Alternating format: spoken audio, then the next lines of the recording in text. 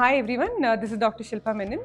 Today let's talk about whether travel post embryo transfer is safe or not. This is one of the most common questions that patients ask us post embryo transfer. So, why are we asking the patient to be cautious? Importantly, implantation period is the 72 hours after embryo transfer is when the implantation can occur, and this is when we ask the patients to be physically stress free. Is it travel completely discouraged? Not really. If there is a reason which is inevitable, you can go ahead and travel, take short flights. Even by train, it's safe.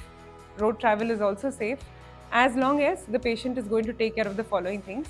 One is crowded places, especially airports, railway stations, or bus stations, can cause infection to the patient, and infection should be avoided immediately post embryo transfer because this is a very tender period of 72 hours determines whether it can be successful or not.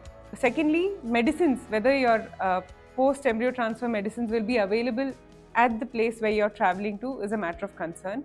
And also during the travel, the storage of this medicine is important because most of the injections have to be stored at a particular temperature in the refrigerator. So this is also a matter of concern. Thirdly, any physical stress on the patient can hamper embryo transfer.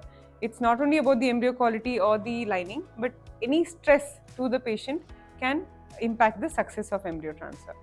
So if at all the travel is inevitable, you can discuss with your fertility specialist, can suggest a few changes and can help you plan your travel as well.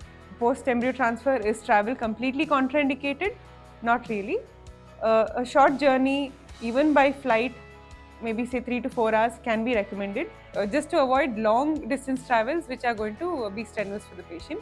So the patient can herself decide, and if you really want help to chalk out the plan details, please feel free to discuss with your fertility specialist. They can help you with the extra medications which are required for your journey.